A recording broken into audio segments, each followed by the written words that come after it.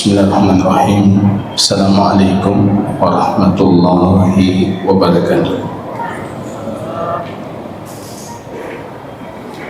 Alhamdulillahi rabbil alamin. Wal 'aqibatu lil muttaqin fala udwana illa 'alal zalimin.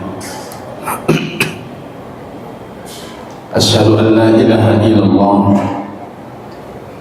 wahdahu rabbi la syarika lahu wa asyhadu anna muhammadan abduhu wa rasuluhu safiyyuhu min khalqihi wa khalil. Ibadallah, usikum wa iyaya bitaqwallah faqad fazal muttaqun. Haitsu yaqulu rabbuna jalla sha'nuhu fi muhkami tanzilihi, ya ayyuhalladzina amanu ittaqullaha haqqa tuqatih wa la tamutunna illa wa antum muslimun. Kaum muslimin dan muslimat sidang jamaah salat maghrib yang Allah muliakan, puji dan syukur kita tiada hentinya kita panjatkan kehadiran Rabb kita Allah yang kembali di hari-hari terbaik seperti ini, di bulan yang disebutkan oleh baginda Rasul banyak manusia yang lalai akan bulan Sya'ban, tapi Allah masih memberikan kita kehendak, iradah, hidayah, sehingga kita masih menunaikan faridah Allah, salat berjamaah, sembari menunggu tibanya salat selanjutnya. Kita mempelajari apa kewajiban kita terhadap Rabb kita Allah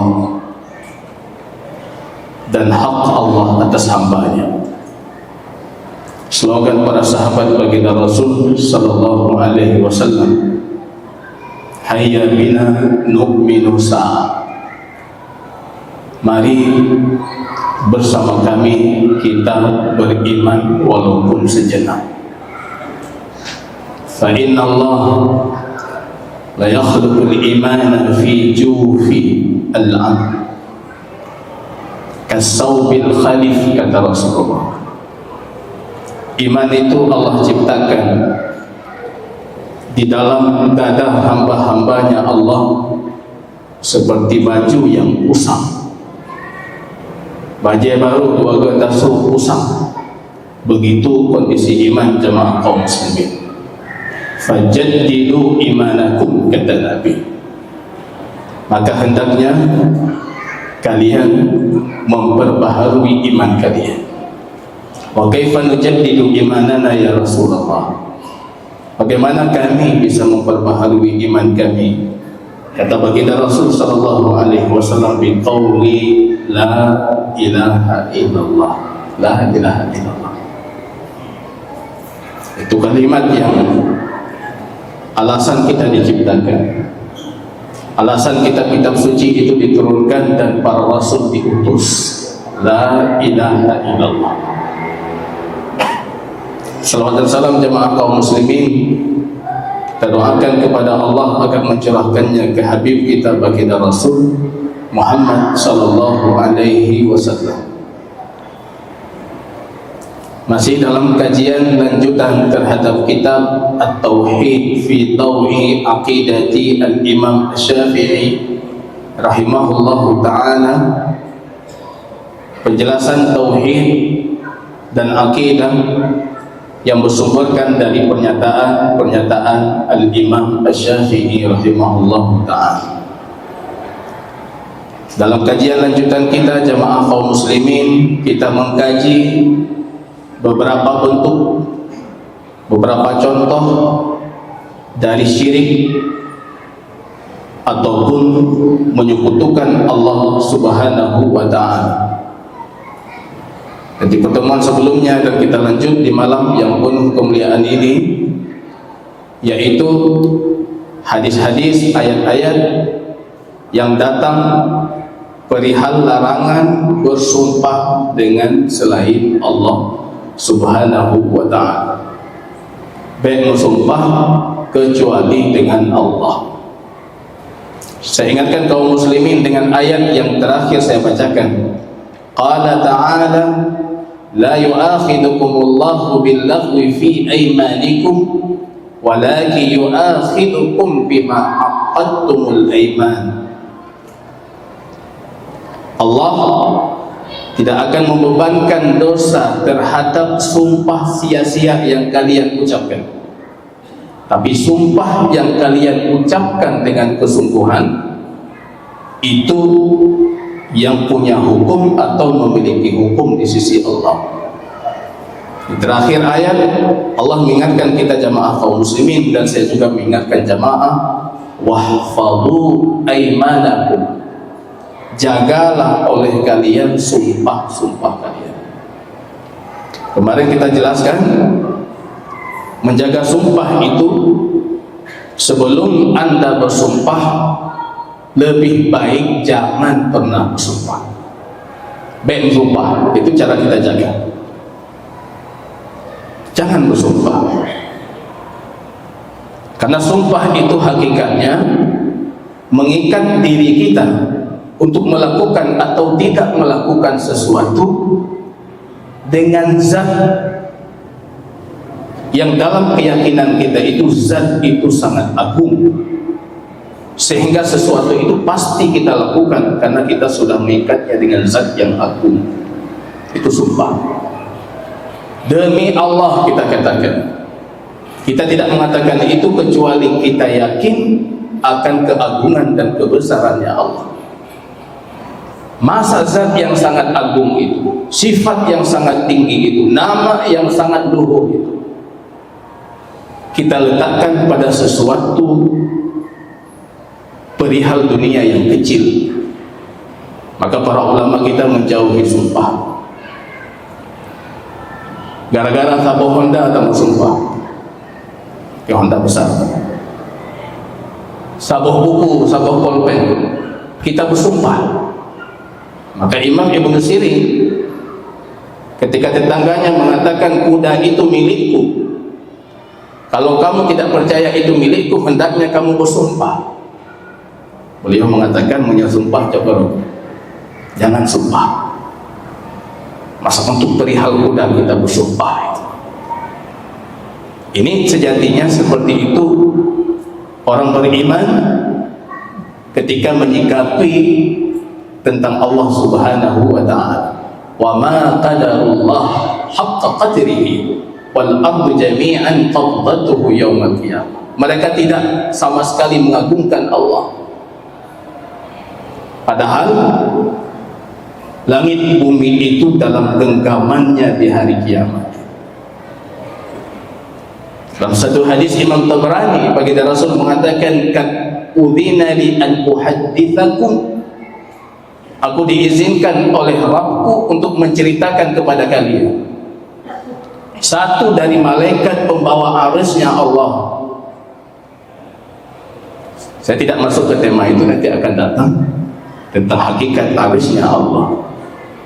Tapi ada satu malaikat penjaga arusnya Allah, itu dalam bentuk dik, hewan jantan, ayam jantan, mano agam, yang kakinya mencakar bumi, kepalanya itu di sisi arusnya Allah.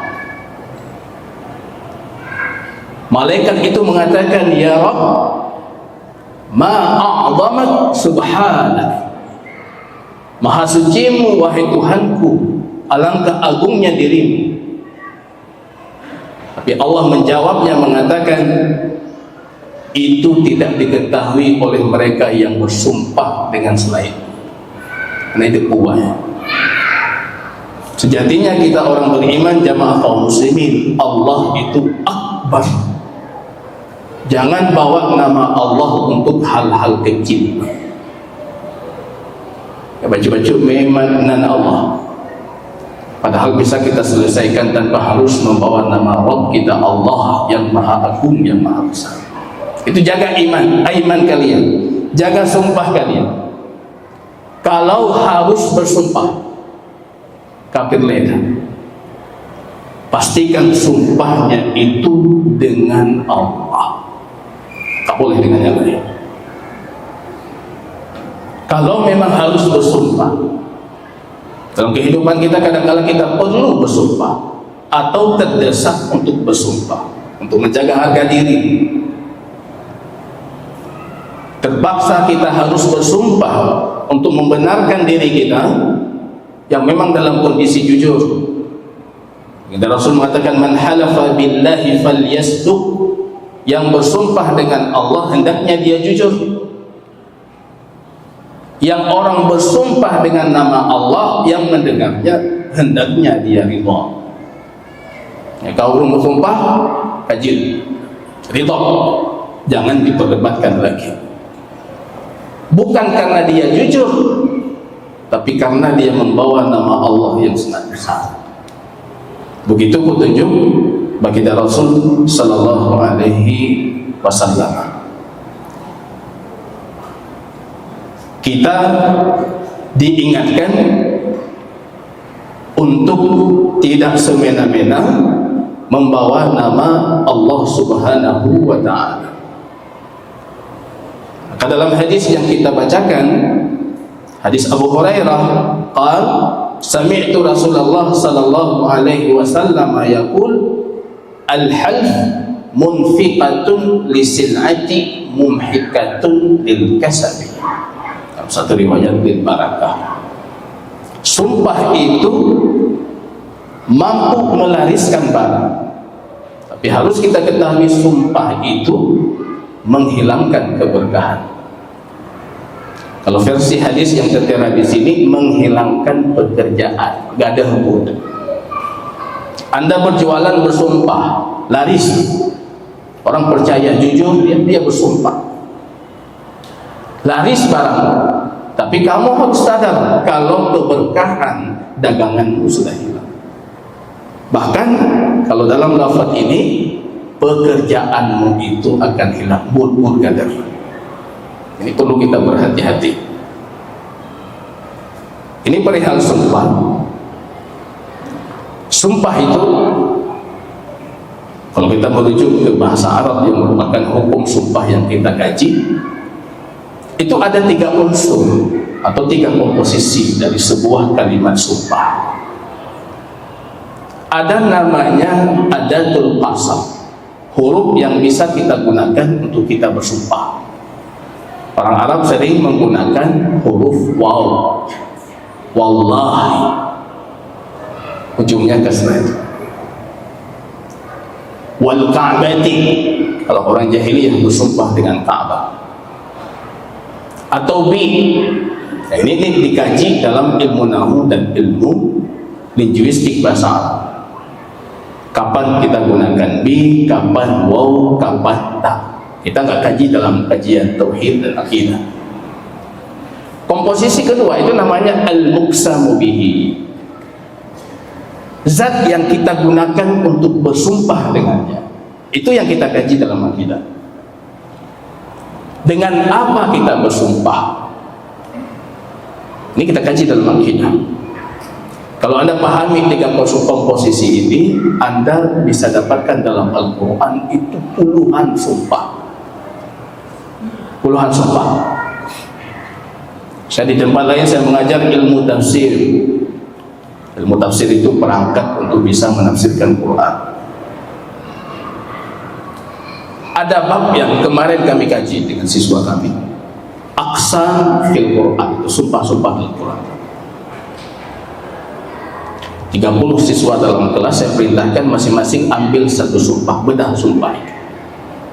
Allah bersumpah dengan banyak makhluknya.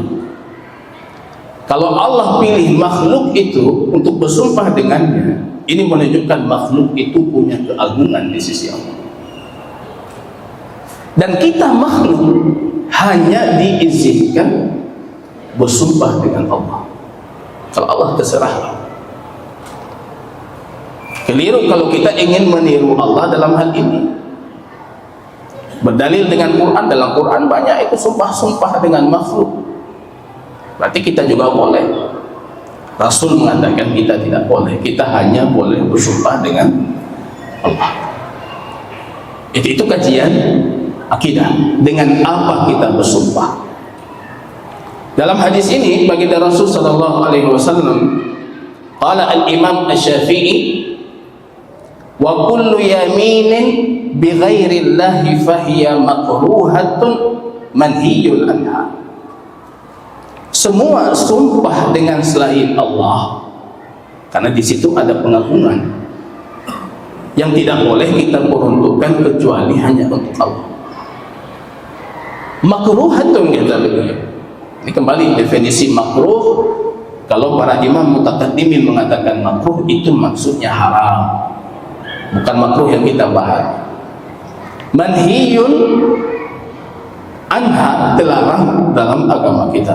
Min qibali qauli Rasulillah, ini perkataan Imam Asy-Syafi'i berdasarkan apa yang baginda Rasul sabdakan. Innallaha yanhaakum an tahlifu bi abaikum. Allah melarang kalian bersumpah dengan orang tua kalian. Ini tradisi jahiliyah. Kenapa mereka bersumpah dengan orang tua? Karena mereka menganggap orang tua itu aku. Anak kita hari ini tidak bersumpah dengan nama kita, bukan karena mereka khawatir akan syirik. Kemungkinan besar mereka menganggap ayahnya tidak ada nilai di matanya. Anak pucat kan bersumpahnya, tidak ada nilai, Pak. Hari ini kita diperlakukan seperti itu oleh anak-anak kita dulu. Ikalan katanya yang ikut mata ini, bagi dia barangkali kita tidak punya nilai. Kayak ini nasihat saya dari atas podium ini mengatakan, jadi orang tua yang punya nilai di mata anak, berharga di mata anak.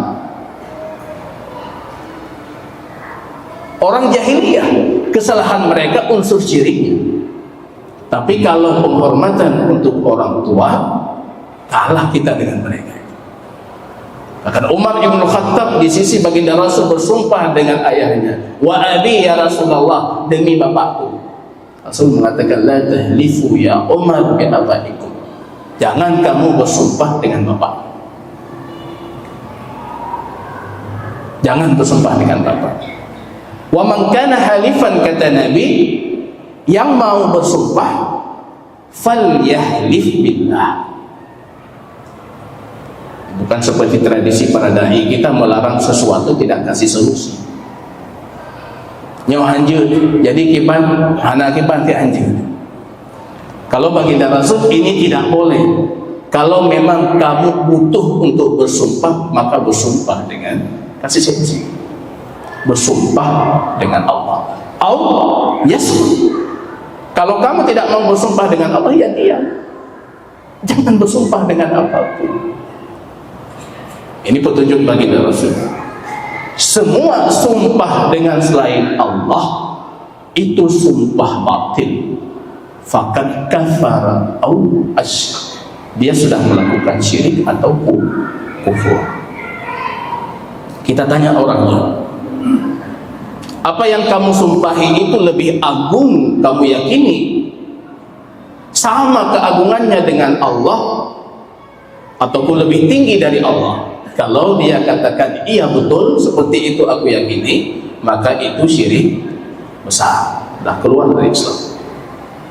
Tapi kalau dia mengatakan tidak, faliyadzubillah, Allah jauh lebih tinggi, jauh lebih besar, tapi bagiku apa yang aku sumpahi itu agung, itu syirik kecil. Syirik kecil, tapi kita nggak diampuni syirik itu. Walaupun dia kecil, namanya cuma kecil, tapi besar itu. Besar. Sumpah dengan selain Allah itu sumpah batil, nggak ada kafarah. Kalau dia melanggar sumpahnya, tidak ada kewajiban kafarah. Kata imam ulama dalam buku ini, itu nukilan dari mayoritas para ulama dan fuqaha. Nggak ada kafarah. Karena kafarahnya cuma satu-satu kafarah, taubat. Kalau bersumpah dengan selain Allah, itu kafarahnya cuma satu, taubat. Dalam hadis Al-Bukhari, baginda Rasul mengatakan, faqul la ilaha illallah. Kalau anda sudah bersumpah dengan selain Allah, maka timpali sumpah itu dengan la ilaha illallah. Kafarahnya la ilaha illallah, taubat. Jangan pernah ulangi lagi. Berazimah sungguh kepada Allah, aku sudah berdosa dan aku meminta pengampunanmu ya Allah.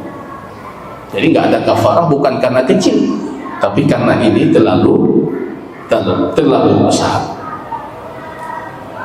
Jadi sumpah itu hakikatnya jamaah kaum muslimin, kadangkala kita melakukan itu butuh untuk meyakinkan orang, untuk menunjukkan kesungguhan. Bahkan ada pembahasan lain dalam materi akidah itu, namanya al-iqsamu 'ala Allah. Orang yang bersumpah ketika dia berdialog dengan Allah, bersumpah atas Allah. Ya Rabbi, engkau jangan lakukan ini. Itu namanya al-iqsamu 'ala Allah. Kalau sumpah seperti itu lahir karena faktor keyakinan kita yang dalam dan tinggi untuk Allah, itu dibolehkan. Padahal itu bercerita tentang apa yang akan terjadi di masa depan, dan kita seperti mengharuskan Allah untuk melakukan seperti itu. Tapi kalau itu muncul karena faktor kita memang sangat yakin Allah akan menjawab doa dan permohonan kita, itu boleh kita lakukan. Maka kata Nabi dalam satu hadis, kam min ash'asi akhbar, betapa banyak orang yang lusuh, rambutnya berdebu, pakaiannya berdebu, mardudun indal abwa. Kalau dia datang ke rumah, dia minta lamaran, tertolak lamarannya, tertolak di pintu-pintu rumah. Artinya orang tidak mengizinkan dia masuk rumah. Tapi lau aqsama 'alallahi la abarra, kalau dia bersumpah atas nama Allah, Allah kabulkan sumpahnya. Dan jangan terkecoh dengan penampilan jamaah. Entah kalau nurun nanti putih. Kadang-kala ada orang yang kita tidak menganggap dia mardudun indal abwab. Kalau dia minta izin masuk ke rumah, kita tidak mengizinkan dia masuk. Tapi kalau dia sudah berdoa, dia minta sama Allah, Allah kabulkan. Dan itu banyak terjadi di masa baginda Nabi SAW. Bukan mereka mendahului takdir, tapi karena mereka sangat yakin Allah tidak akan pernah mensia-siakan permohonan mereka. Ini kita kalau berani minta seperti itu diizinkan, tapi dengan syarat bukan karena faktor buruh, bukan karena faktor congkak, faktor sombong, faktor percaya diri yang berlebihan, tapi karena faktor sifah, percaya dengan Allah, kuat iman kita dengan Allah. Kalau faktor guru nggak boleh, bahkan dilarang. Man yata'ala alayya, kata Allah dalam hadis qudsi, ada orang yang datang dia bersumpah, wallah, Allah tidak akan mengampuni, wallah kamu ahli neraka,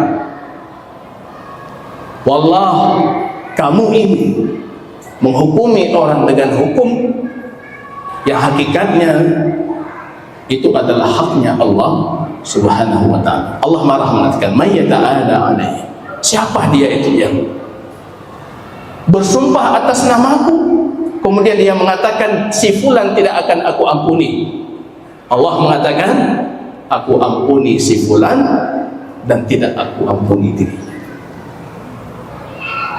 Jangan suka kita vonis orang lain, fokus. Tapi kalau kita karena sifat kita dengan Allah, keyakinan kita yang dalam dan tinggi untuk Allah, kemudian kita bersumpah, insya Allah itu akan terjadi seperti apa kita sumpahi. walaupun kadang-kala tidak sesuai dengan norma syariah yang sudah ditetapkan. Itu terjadi kepada sahabat Rasul yang bernama Anas ibnu Nadir. Anas ibnu Nadir punya saudari perempuan yang bernama Ar-Rubaiyah. Rupanya Rubaiyah ini dalam satu kejadian mematahkan gigi seri seorang wanita Ansar, putri orang Ansar. Hukum Islam kan patah gigi ganti gigi. Gigi depan yang patah, gigi depannya dicabut. Gigi geraham yang patah, gigi gerahamnya yang dipatahkan atau dicabut. Anas ini, karena ini saudarinya yang mematahkan gigi seorang wanita Ansar. Dia datang ke Rasul mengatakan, "Ya Rasulullah, engkau akan mematahkan gigi Rubaiyah, saudariku." Rasul mengatakan, "Apa boleh buat kitab Allah Al-Qisas, itu hukum Allah, Qisas." Wallah ya Rasulullah, demi Allah, engkau tidak akan mematahkan gigi Rubaiyah. Padahal kan itu kehendak Allah. Kok dia yakin gitu? Gigi Rubaiyah ini tidak akan dipatahkan, padahal itu sesuatu yang akan terjadi gitu. Baginda Rasul saya terkejut. Anas mengatakan, "Demi Allah ya Rasulullah, engkau tidak akan mematahkan gigi Rubaiyah." Rupanya tiba-tiba datang keluarga wanita yang dipatahkan giginya mengatakan, "Kami sudah memaafkan dan kami menerima dendanya." Itu orang kalau sudah bersumpah, Allah kabulkan. Tapi itu tentunya bukan di level iman seperti kita. Tanya minta tijunan dengan Allah seperti itu. Ya Allah, engkau tidak akan melakukan itu. Rupanya terjadi seperti yang dia inginkan. Itu al-iqsam Allah. Kalau punya iman yang kuat, keyakinan yang teguh terhadap Allah, itu boleh kita lakukan itu. Yang jangan karena perasaan buruk. Nabiullah Sulaiman alaihissalam ketika bersumpah, "La atufanna," demi Allah, aku malam ini akan mengelilingi, maksudnya menggauli 90 wanita yang akan melahirkan 90 mujahid. Ada malaikat yang mengatakan, "Faqul insyaallah," katakan insyaallah. Supaya beliau enggak peduli, masih tetap kekeh dengan semangatnya. Aku akan mencampuri 90 wanita yang akan melahirkan di belakang itu 90 mujahid. Faqul insyaallah, katakan insyaallah. Beliau enggak mau. Rupanya tidak ada satupun yang melahirkan. Satu yang lahir itu pun cacat. Ya, itu. Gantung kita dengan Allah. Insyaallah, jangan lupa. Insyaallah. Yang akan kita lakukan insyaallah. Tapi masyarakat kita insyaallah itu macam-macam maknanya. Dengan salah satu kawan ketika menulis tesis di Timur Tengah yang judulnya Hukum Insyaallah, pengujinya terkejut, ini insyaallah ada hukum juga. Kami di Indonesia banyak insyaallah maksudnya. Yang paling banyak itu insyaallah aja deh. Insyaallah berarti 80% aja. Insyaallah. Maka dibedah hukumnya. Jangan bermain-main dengan nama Allah. Jangan bermain dengan kehendak Allah. Di mana iman kita? Di mana tauhid kita? Bawa nama Allah untuk yang kita yakin dalam diri kita, kita akan menipu dan kita tidak akan memenuhi undangannya. Seolah-olah insyaallah itu kita jadikan sebagai bentuk yang melegalkan ketidakhadiran kita. Tanya orang tengah kejahanan aja kan belum ke insyaallah. Belum ke insyaallah. Insyaallah itu berarti yakin gitu. Karena itu kebaikan dan Allah pasti menginginkan kebaikan. Maka pasti kalau Anda hadir baru Anda katakan insyaallah. Warawa al-Imam Asy-Syafi'i, Imam Syafi'i meriwayatkan dengan sanadnya dari Abdullah ibnu Umar radhiyallahu taala anhu maqal, Kana aktsaru aimanin Nabi sallallahu alaihi wasallam la wa musarrifil qulub. Ini sumpah Nabi yang paling banyak, bersumpah dengan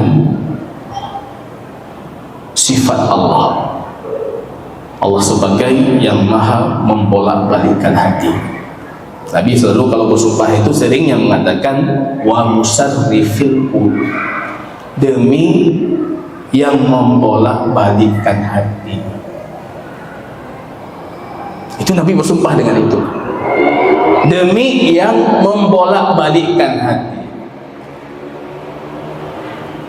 Karena bagi Rasul itu agung sekali,